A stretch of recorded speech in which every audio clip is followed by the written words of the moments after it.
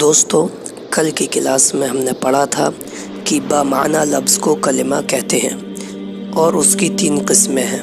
Number 1 اسم، number 2 فعل، number 3 حرف۔ اب ہم سیکھیں گے کہ اسم کسے کہتے ہیں۔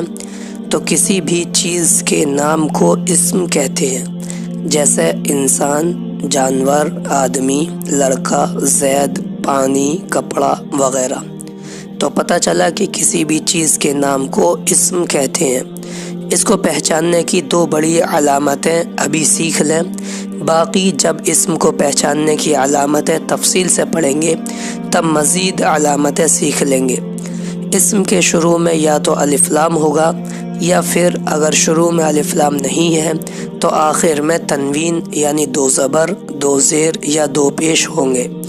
جیسے تم نے اب تک جو جملے پڑھے ہیں ان کو دھیان سے دیکھو۔ انام مبکرا فی اللیل واقوم مبکرا فی الصباح واستيقظ علی اسم اللہ وذکرہ واستعد للصلاة ثم اذهب مع والدی الی المسجد والمسجد قریب من بیتی۔ مبکرا آخر میں تنوین ہے یعنی 2 زبر ہیں تو یہ اسم ہے۔ اللیل شروع میں الف لام ہے تو یہ بھی اسم ہے۔ الصباح شروع میں الف لام ہے تو یہ بھی اسم۔ لفظ اللہ شروع میں الف لام تو یہ بھی اسم۔ الصلاۃ شروع میں الف لام یہ بھی اسم۔ المسجد شروع میں الف لام یہ بھی اسم۔ قریب آخر میں 2 پیش یعنی تنوین تو یہ بھی اسم ہے۔ اور پھر ان سب کے معنی پر غور کریں کہ مبکرن کے معنی جلدی ایک چیز کا نام ہے، اللیل کے معنی رات یہ بھی نام ہے، الصباح کے معنی صبح یہ بھی نام ہے، اللہ کے معنی اللہ یہ بھی نام ہے، الصلاح کے معنی نماز یہ بھی نام ہے، المسجد کے معنی مسجد یہ بھی نام ہے، قریب کے معنی قریب یہ بھی نام ہے۔ لیکن ہم جب اوپر کے جملوں میں غور کریں تو دیکھیں گے کہ ان میں ابھی اور لفظ بھی اسم ہیں، لیکن ان کے شروع میں نہ تو الف لام ہے نہ آخر میں تنوین، پھر بھی وہ اسم ہے۔ میں نے آپ کو بتایا کہ اسم کہتے ہیں کسی بھی چیز کے نام کو۔ ایسے ہی ایک یہ بات بھی یاد رکھیں، اسم میں کوئی زمانہ نہیں پایا جاتا۔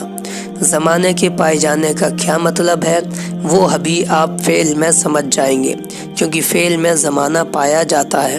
تو اوپر کی مثالوں میں لفظ اسم جس کے معنی ہے نام اسم ہے، اس پر نہ الف لام ہے نہ ہی تنوین۔ ایسے ہی ذکر اسم ہے، اس کے معنی ہے یاد، اس پر بھی نہ الف لام ہے نہ تنوین۔ ایسے ہی بیت اس کے معنی ہے گھر، اس پر بھی نہ الف لام ہے نہ تنوین۔ تو یہ تینوں بھی، تو یہ سب بھی اسم ہیں۔ ایک وجہ تو یہ کہ لفظ اسم، ذکر اور بیت تینوں نام ہے۔ دوسری وجہ ان کے اسم ہونے کی یہ ہے کہ ان میں کوئی زمانہ نہیں ہے۔ زمانہ نہیں ہونے کا کیا مطلب ہے وہ ابھی میں فعل میں سمجھاؤں گا۔ اب ہم سیکھتے ہیں فعل۔ فعل اس کلمے کو کہتے ہیں جس سے کوئی کام کرنا یا ہونا سمجھا جائے، جس سے کسی کام کے کرنے کا یا ہونے کا علم ہو، وہ فعل کہلاتا ہے۔ جیسے انامو میں سوتا ہوں تو یہ فعل ہے، کیونکہ اس سے سونے کا کام ہونا اور کرنا سمجھ آ رہا ہے۔ ایسے ہی اقومو میں اٹھتا ہوں، اور استيقظ میں بیدار ہوتا ہوں، اور استعد میں تیار ہوتا ہوں، اور اذهب میں جاتا ہوں۔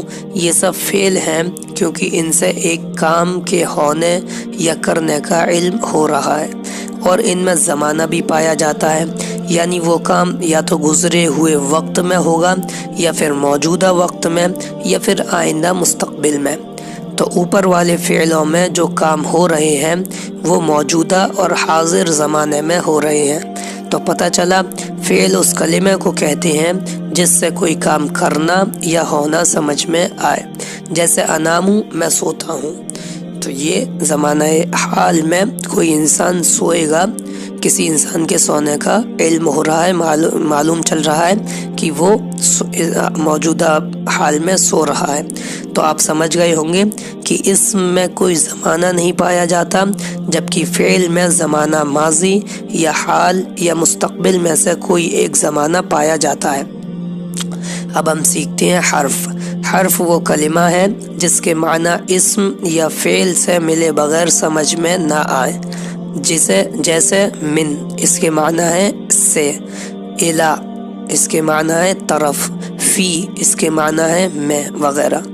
تو آج کی اس ویڈیو میں ہم نے جانا کہ کسی بھی چیز کے نام کو اسم کہتے ہیں اور فعل اس کلمے کو کہتے ہیں جس سے کوئی کام کرنا یا ہونا سمجھ میں آئے، اور حرف وہ کلمہ ہے جس کے معنی اسم یا فعل سے ملے بغیر سمجھ میں نہ آئے۔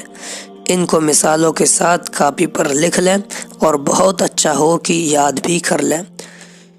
انشاءاللہ ملتے ہیں اگلی ویڈیو میں۔ جزاک اللہ۔